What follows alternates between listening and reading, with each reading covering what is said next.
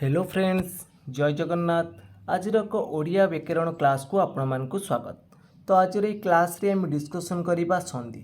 तो जो थी कि तुम मोस्ट इम्पोर्टाट किसी प्रश्न अच्छी सहित आम थियोरी की मध्य भल भाव में डिस्कसन करवा। तो फ्रेंड्स मु कही रखुची जो मैंने कि चैनल को प्रथम तरह विजिट करुच चैनल को सब्सक्राइब कर रखिब। जदि तुम मानक ये क्लास टी भल लगे निहाती भाव में लाइक कर कमेंट कर सहित सेयार करनेब। तो आज ये क्लास टी तुम मानक निहाती भाव में आगामी एसएसबी टीजीटी आरआई एआरआई अमीन आईसीडीएस सबकि एग्जाम बहुत हेल्पफुल कर। तो पाखापाखि 200 रु अधिक एमसीक्यू क्वेश्चन आम आज डिस्कसन करवा। तो चलतु आज क्लास टी को आरंभ करवा। तो प्रथम आम जाना संधि क्या कहवा।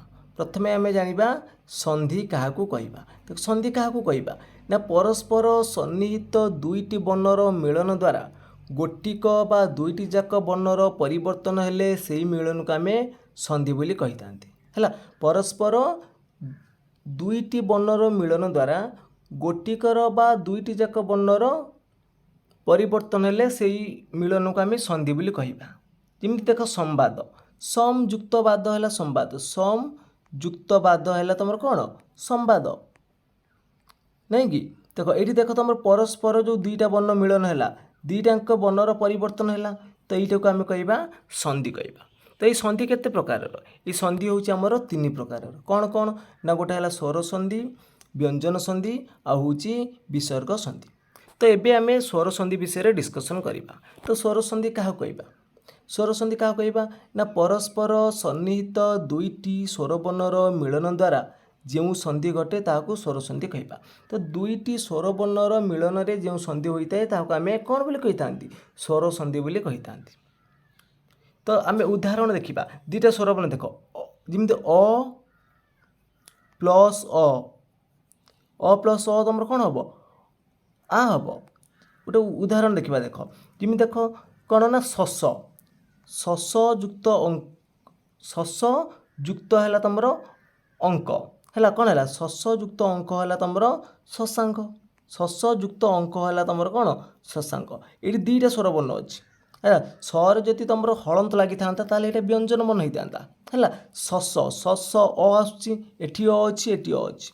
तो दुईटा स्वर वर्ण मिलन में जो संधि है तक आम कौन बोली कहले स्वर संधि बोली कहले। देख समान स्वर पर समान स्वर थिले दुहे मिली दीर्घ हुए जमी अ प्लस अ आम डिस्कसन कले शशांक है अ प्लस अ हूँ आ शस युक्त अंक है शशांक। जमी आ प्लस अ हम आ उदाहरण देखीदबा सुधायुक्त अंशु है सुधांशु ये आ अच्छी आ प्लस अ है तुम कौन आ सेमती सबुगुड़िक देख परीक्षार आसो कौटा आसो तुम जापर सुधायुक्त अंशु है सुधांशु विद्यायुक्त अभिमान कौन हम विद्याभिमान सेमती चितायुक्त अग्नि चिताग्नि। तो यहाँ देख तापर आम देखा अ प्लस आ है आ जमी उच्चासन उच्चयुक्त आसन ये उच्चा मारबनी उच्चयुक्त आसन है उच्चासन। तापर देखिए रत्नाकर रत्न रत्नयुक्त आकार है रत्नयुक्त आकार है तुम कौन रत्नाकर। सेमती आ मिसिक आ हम है आ मिसिक आ हम महायुक्त आनंद महानंद विद्यायुक्त आलय है तुम विद्यालय। तापर देखा हर्षेय और हर्षेय मिसी तुम दीर्घ होमती जतियुक्त इंद्र है जतीन्द्र अतियुक्त इव अति एटी रहा तुम ई रहा एटी रहा ई है हर्षे हर्षे मिसी तुम दीर्घ है। तो अतियुक्त इव है अतीब अतीबर पुणी कौ का रहा दीर्घ का रहा है। तापर देखिए देख ई प्लस ई है हर्षे और दीर्घ मिसी तुम जमी आम कर आ सेमती। तो क्षितियुक्त ईश क्षितियुक्त ईश है क्षितिश। तो तुम्हें मैंने सूत्र गुड़िक मन रख बारंबार ये एमसीक्यू गुड़िक भल भाव में प्राक्ट कर यही तुम प्रश्न आसो जमी सुक्ति सुयुक्त उक्ति है सुक्ति महीयुक्त इंद्र है महींद्र लघुयुक्त उर्मी है लघुर्मी बधुयुक्त उत्सव है बधुत्सव। देख दीर्घ हर्षौ एक भितर सब देखीदब ये सूत्र गुड़िक देखीदब। तो यहाँ इम्पोर्टाट ना सब गुड़िक इम्पोर्टाट अच्छी पितृऋण पितृयुक्त ऋण रु प्लस रु मिसिक तुम रु पितृयुक्त ऋण है पितृऋण ये गोटे सूत्र मन रख ଅ ବା ଆ ପରେ ହର୍ଷେଇ ବା ଦୀର୍ଘେଇ ଥିଲେ ଦୁହେଁ ମିଶେଇ ଏ ହୁଅନ୍ତି। ଏଇଟା ମନେ ରଖିବ। ଅ ବା ଆ ପରେ ତୁମର ହର୍ଷେଇ କିମ୍ବା ଦୀର୍ଘେଇ ଥିଲେ ତୁମର ଏ ହୁଏ। କେମିତି ଦେଖ, ନରଯୁକ୍ତ ଇନ୍ଦ୍ର, ନରଯୁକ୍ତ ଇନ୍ଦ୍ର। ଦେଖ ଅ ପରେ ଇ ଅଛି, ଅ ପରେ କ'ଣ ରହିଲା? ଇ ରହିଲା। କ'ଣ ଆସିଲା? ଏ ଆସିଲା। କ'ଣ? ନରେନ୍ଦ୍ର। ଶୁଭଯୁକ୍ତ ଇଚ୍ଛା, ଶୁଭ। ଅ ପରେ ତୁମର କ'ଣ ରହିଲା? ଇ ରହିଲା। ଶୁଭେଚ୍ଛା, ଏ ହେଇଯିବ। ଶୁଭଯୁକ୍ତ ଇଚ୍ଛା, ଶୁଭେଚ୍ଛା। ଯୁକ୍ତ ଇନ୍ଦ୍ରିୟ, ଜିତେନ୍ଦ୍ରିୟ। ସେମିତି ଆ ପରେ ଇ ରହିଛି। ଦେଖ, ମହାଯୁକ୍ତ ଇନ୍ଦ୍ର, ମହେନ୍ଦ୍ର। ଯଥାଯୁକ୍ତ ଇଷ୍ଟ, ଯଥେଷ୍ଟ। এই ସୂତ୍ର ଗୁଡ଼ିକ ମନେ ରଖିବ। ଗଣଯୁକ୍ତ ଈଶ, ଏଠି ଅ ପରେ ଇ ରହିଛି ତ ଏ ଆସିଯିବ। ଗଣଯୁକ୍ତ ଈଶ ହେଲା ଗଣେଶ। ଧନଯୁକ୍ତ ଈଶ୍ୱର ହେଲା ଧନେଶ୍ୱର। ଯେମିତି ଆ ଆଉ ଇ ତାପରେ ବି ଏ ଆସିବ। ରମାଯୁକ୍ତ ଈଶ ହେଲା ରମେଶ। ମହାଯୁକ୍ତ ଈଶ୍ୱର ହେଲା ମହେଶ୍ୱର। ତ ସୂତ୍ର ଗୁଡ଼ିକ ମନେ ରଖ, ନଚେତ ଏଇ ତୁମ MCQ ଗୁଡ଼ିକ ଭଲ ଭାବରେ ଡିସ୍କସନ୍ କର। ସେମିତି ଆଉ ଗୋଟେ ସୂତ୍ର ଆମର ଏଠି ମନେ ରଖିବ, ଅ ପ୍ଲସ୍ ଆ ପରେ ହର୍ଷେଇ କିମ୍ବା ଦୀର୍ଘେଇ ଥିଲେ ଆମେ କଲେ। ତ ଆଉ ଗୋଟେ ସୂତ୍ର ଆମେ ଦେଖିବା। ତ ଅ ବା ଆ ପରେ ଦୀର୍ଘ ବା ହର୍ଷ ଥିଲେ ଦୁହେଁ ମିଶି ଓ ହୁଅନ୍ତି ଆମର। ଅ ଯୁକ୍ତ ଉ ହେଲା ଓ। ଯେମିତି ଲମ୍ବ ଯୁକ୍ତ ଉଦର, ଏଠି ଅ ଅଛି ତା ସହିତ ଉ ମିଶିଲା। ଦେଖ ଉଦର କ'ଣ ହେଲା? ଲମ୍ବୋଦର। ଓ ଆସିଲା ନା ଏଠି? ଲମ୍ବୋଦର ହେଲା। ବୋଧଯୁକ୍ତ ଉଦୟ, ବୋଧୋଦୟ। ସେମିତି ଚଳଯୁକ୍ତ ଉର୍ମି, କ'ଣ ଆସିବ? ଚଳୋର୍ମି। ସେମିତି ପରବର୍ତ୍ତୀ ସୂତ୍ର ଦେଖ, ଅ ବା ଆ ପରେ ଏ ବା ଐ ଥିଲେ ଦୁହେଁ ମିଶି ଐ ହୁଅନ୍ତି। ଯେମିତି ଯଥା। ଦେଖ ଅ ପ୍ଲସ୍ ଏ ଐ କେମିତି ହେଉଛି? ଦେଖ ଜନ ଯୁକ୍ତ ଏକ, ଜନ ଯୁକ୍ତ ଏକ। କ'ଣ ହେଲା? ଜୈନିକ। ଅ ପରେ ଏ ଅଛି ନା ନାହିଁ? ଜନ ଅ ଆସୁଛି। ତାପରେ ଦେଖ ଏ କ'ଣ ହେବ? ଐ ହେବ। ଜୈନିକ। ହିତଯୁକ୍ତ ଏସି, ହିତୈଷୀ। ସେମିତି ଆ ଏ ଥିଲେ ଐ ହେବ। ଯେମିତି ତଥାଯୁକ୍ତ ହେବ, ତଥୈବ। ତଥାଯୁକ୍ତ ହେବ, ଏଠି ଆ ରହିଲା। ତଥାଯୁକ୍ତ ହେବ ହେଲା ତଥୈବ। ତ ପରବର୍ତ୍ତୀ ଦେଖିବା, ହର୍ଷେଇ ବା ଦୀର୍ଘେଇ ପରେ ହର୍ଷେଇ ବା ଦୀର୍ଘେଇ ଭିନ୍ନ ଅନ୍ୟ ସ୍ୱରବର୍ଣ୍ଣ ଥିଲେ ହର୍ଷେଇ ବା ଦୀର୍ଘେଇ ସ୍ଥାନରେ ୟ ହୁଏ ଏବଂ ୟ ଓ ପରବର୍ତ୍ତୀ ସ୍ୱରବର୍ଣ୍ଣ ମିଳନର ପ୍ରଯୁକ୍ତ ହୁଏ। ଯେମିତି ପ୍ରତିଯୁକ୍ତ ଏକ। ଦେଖ ପ୍ରତି ଇ ରହିଲା। ଇ ପରେ ହର୍ଷେଇ ବା ଦୀର୍ଘେଇ ଭିନ୍ନ ଅନ୍ୟ ସ୍ୱରବର୍ଣ୍ଣ ରହିଲା। କ'ଣ? ଏ ରହିଲା। କ'ଣ ହେଲା? ପ୍ରତ୍ୟେକ। ୟ ଆସିଲା ନାହିଁ? ପ୍ରତ୍ୟେକ। ଅଭିଯୁକ୍ତ ଉଦୟ, ଏଠି ହର୍ଷେଇ ରହିଲା ହେଲା। ତାପରେ ଅନ୍ୟ ସ୍ୱରବର୍ଣ୍ଣ ହେଲା ଉ, ତ କ'ଣ ହେବ? ଅଭ୍ୟୁଦୟ। ୟ ଆସୁଛି ହେଲା। ସେମିତି ପ୍ରତିଯୁକ୍ତ ଅହ, ପ୍ରତ୍ୟହ। ଯଦିଯୁକ୍ତ ଅପି, ଯଦ୍ୟପି। ତ ପରବର୍ତ୍ତୀ ଦେଇଛି, ରୁ ଭିନ୍ନ ସ୍ୱରବର୍ଣ୍ଣ ଥିଲେ ରୁ ସ୍ଥାନରେ ର ହୁଏ। ର ଓ ପରବର୍ତ୍ତୀ ସ୍ୱରବର୍ଣ୍ଣ ପୂର୍ବ ବର୍ଣ୍ଣରେ ଯୁକ୍ତ ହୁଏ। ଦେଇଛି ତୁମର ଉଦାହରଣରେ ପିତୃଯୁକ୍ତ ଆଳୟ। ପିତୃ ରୁ ପରେ ତୁମର କ'ଣ ରହିଛି? ରୁ ଭିନ୍ନ ସ୍ୱରବର୍ଣ୍ଣ ଥିଲେ ରୁ ସ୍ଥାନରେ ର ହୁଏ। ପିତ୍ରାଳୟ କ'ଣ ହେଲା? ପିତ୍ରା, ଏଠି ରଟା ଆସି ଯୁକ୍ତ ହେଲା। ପିତ୍ରାଳୟ। ସେମିତି ପିତୃଯୁକ୍ତ ଆଦେଶ, ପିତ୍ରାଦେଶ। ପରବର୍ତ୍ତୀ ଦେଇଛି, ସ୍ୱରବର୍ଣ୍ଣ ପରେ ଥିଲେ ଏ ସ୍ଥାନର ଅୟ, ଐ ସ୍ଥାନରେ ଆୟ ଓ ସ୍ଥାନରେ ଅବ୍ ଏବଂ ଓ ସ୍ଥାନରେ ଆବ୍ ହୁଏ। ଯେମିତି ନୟନ, ପରୀକ୍ଷାରେ ଆସିଥିଲା ମଧ୍ୟ, ପରୀକ୍ଷାରେ ଆସୁଛି ଏଇ ଟାଇପ୍ର। ନୟନ, ପବନ, ଶୟନ, ଏହାର ସନ୍ଧି ବିଚ୍ଛେଦ କରିବ। ଶୟନର ସନ୍ଧି ବିଚ୍ଛେଦ କ'ଣ ହେବ? ସେ ଯୁକ୍ତ ଅନ, ଶୟନ। ଇମ୍ପୋର୍ଟାଣ୍ଟ, ଏଇଟା ମୋଷ୍ଟ ଇମ୍ପୋର୍ଟାଣ୍ଟ, ପରୀକ୍ଷାରେ ନିଶ୍ଚିତ ଭାବରେ ଆସିବ। ନୟନ, ନୟନରେ ତୁମେ ନୟ ଯୁକ୍ତ ଅନ କରିବନି। କ'ଣ ହେବ? ନେ ଯୁକ୍ତ ଅନ, ନୟନ। ପବନ, ପୋ ଯୁକ୍ତ ଅନ, ପବନ। ପବିତ୍ର, ପୋ ଯୁକ୍ତ ଇତ୍ର ହେଲା ପବିତ୍ର। ସେମିତି ଭବନ, ଭବନର ସନ୍ଧି ବିଚ୍ଛେଦ ହେଲେ କ'ଣ ଆସିବ? ଭୋ ଯୁକ୍ତ ଅନ ହେଲା ଭବନ। ଗାୟକ, ଗଇ ଯୁକ୍ତ ଅକ ହେଲା ଗାୟକ। ମୋଷ୍ଟ ଇମ୍ପୋର୍ଟାଣ୍ଟ, ପରୀକ୍ଷାର ନିଶ୍ଚିତ ଭାବରେ ଆସିବ। ଭାବୁକର ସନ୍ଧି ବିଚ୍ଛେଦ କ'ଣ ହେବ? ନା ଭୌ ଯୁକ୍ତ ଉକ ହେଲା ଭାବୁକ। ପୌ ଯୁକ୍ତ ଅକ ହେଲା ପାବକ, ଗବାକ୍ଷ। ଗୋ ଯୁକ୍ତ ଅକ୍ଷ ହେଲା ଗବାକ୍ଷ। ନିଶ୍ଚିତ ଭାବରେ ଏଇଟା ଇମ୍ପୋର୍ଟାଣ୍ଟ ପ୍ରଶ୍ନ ଅଟେ। ତ ଏବେ ଆମେ ଦେଖିବା ବ୍ୟଞ୍ଜନ ସନ୍ଧି କ'ଣ। ବ୍ୟଞ୍ଜନ ସନ୍ଧି କାହାକୁ କହିବା? ନା ବ୍ୟଞ୍ଜନ ବର୍ଣ୍ଣ ସହିତ ବ୍ୟଞ୍ଜନ ବର୍ଣ୍ଣ କିମ୍ବା ସ୍ୱରବର୍ଣ୍ଣର ମିଳନ ହେଲେ ତାହାକୁ ବ୍ୟଞ୍ଜନ ସନ୍ଧି କହିବା। ବ୍ୟଞ୍ଜନ ବର୍ଣ୍ଣ ସହିତ ବ୍ୟଞ୍ଜନ ବର୍ଣ୍ଣ କିମ୍ବା ତୁମର ବ୍ୟଞ୍ଜନ ବର୍ଣ୍ଣ ସହିତ ସ୍ୱରବର୍ଣ୍ଣର ମିଳନକୁ ଆମେ କ'ଣ ବୋଲି କହିବା? ସ୍ୱର ସନ୍ଧି ବୋଲି କହିବା। ବ୍ୟଞ୍ଜନ ସନ୍ଧି ବୋଲି ଆମେ କହିବା। ଦେଖ ତ ବା ଦ ପରେ ଚ ବା ଛ ଥିଲେ ତ ବା ଦ ସ୍ଥାନରେ ଚ ହୁଏ। ତ ପରବର୍ତ୍ତୀ ଚ ବା ଛ ଚ ସହିତ ଯୁକ୍ତ ହୁଏ। ଯେମିତି ଆମର ଦେଇଛି ଚଳଚ୍ଚିତ୍ର, ଚଳତ୍ ଯୁକ୍ତ ଚିତ୍ର ଚଳଚ୍ଚିତ୍ର।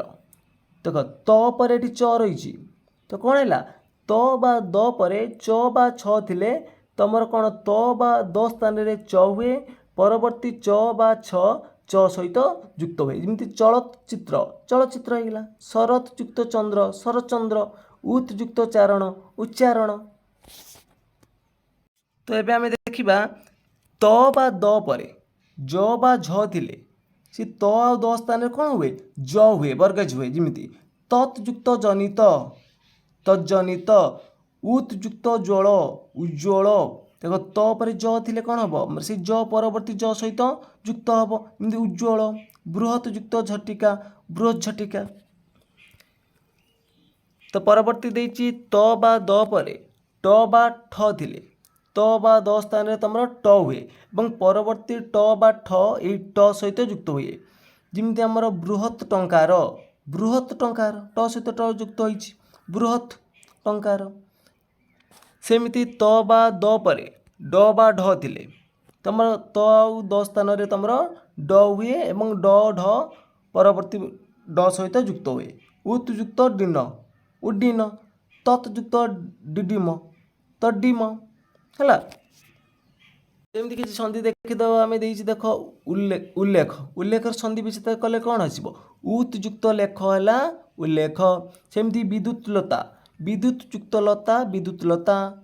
ଉଲଗ୍ନ ଉତ୍ ଯୁକ୍ତ ଲଙ୍ଘନ, ଉଲ୍ଲାସ ଉତ୍ ଯୁକ୍ତ ଲାସ, ଉନ୍ମୋଳ ଉତ୍ ଯୁକ୍ତ ଲୋଳ ଉନ୍ମୂଳ।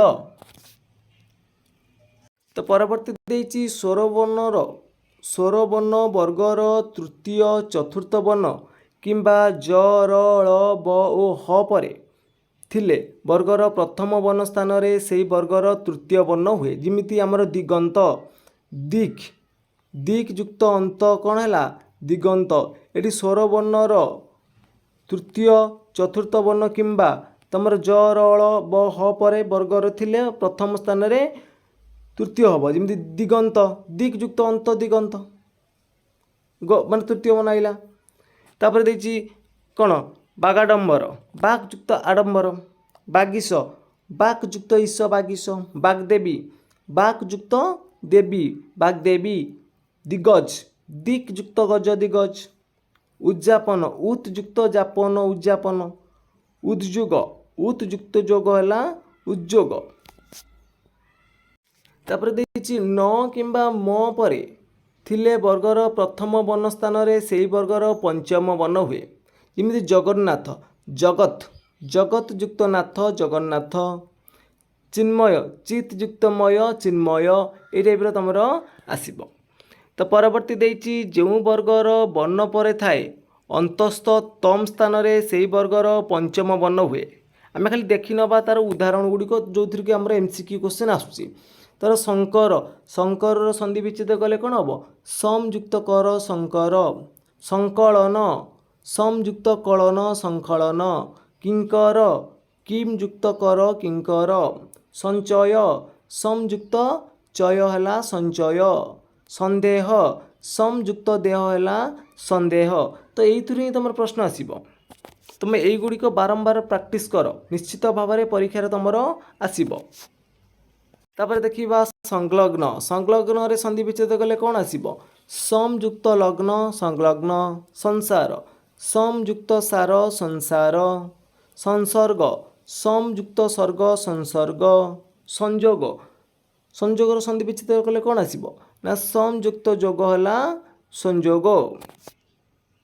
ସେମିତି ଦେଇଛି ଷଷ୍ଠ, ଷଷ୍ଠର ସନ୍ଧି ବିଚ୍ଛେଦ କଲେ କ'ଣ ଆସିବ, ସସ୍ ଯୁକ୍ତ ଥ ହେଲା ଷଷ୍ଠ, ତୃଷ୍ଟ ତୃଷ୍ ଯୁକ୍ତ ତ ହେଲା ତୃଷ୍ଟ, ରୁଷ୍ଟ ରୁଷ୍ ଯୁକ୍ତ ତ ହେଲା ରୁଷ୍ଟ, ଶିଷ୍ଟ ଶିଶ୍ ଯୁକ୍ତ ତ ହେଲା ଶିଷ୍ଟ, ଆକୃଷ୍ଟ ଆକୃଷ ଯୁକ୍ତ ତ ହେଲା ଆକୃଷ୍ଟ, ଉତ୍କୃଷ୍ଟ ଉତ୍କୃଷ ଯୁକ୍ତ ତ ହେଲା ଉତ୍କୃଷ୍ଟ।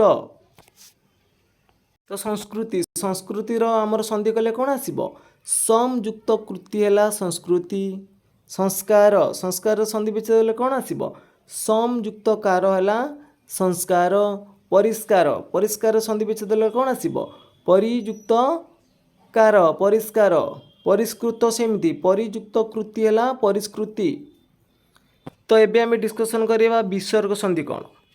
तो विसर्ग सहित तुम स्वरवर्ण व्यंजन वर्ण बा विसर्ग वर्ण रही संधि हेले ताको आमे विसर्ग संधि बोली कहते। जमी देखीदबा किसी एग्जांपल तर देजी दुश्चिंता दुश्चिंतार संधि विच्छेद करवा दुयुक्त चिंता है दुश्चिंता। यहाँ देख विसर्ग रहा ता सहित तुम कौन रहा स्वरवर्ण रो कि व्यंजन वर्ण रो जहाँ भी रही तुम कौन आसब विसर्ग संधि से हम जो पचारदब यहाँ कौ प्रकार संधि तुम लिख यहाँ कौन विसर्ग संधि। पुरश्चर पुरयुक्त चर है पुरश्चर सेमती निश्चय नियुक्त चय है निश्चय। तो ये किसी आम एमसीक्यू क्वेश्चन डिस्कसन करवा बधुत्सव बधुयुक्त उत्सव बधुत्सव कौ बधुत्सवटा ठीक अच्छे तुम ना ऑप्शन नंबर एटा ठीक अच्छे। तापर देछि महायुक्त इंद्र आम ये पढ़ी कौन आ प्लस इ थे कौन हम आ प्लस इ थे कौन आसब ए आसब महेंद्र हम कौन आसब महेंद्र आसब। तो ऑप्शन नंबर बी हो राइट आंसर।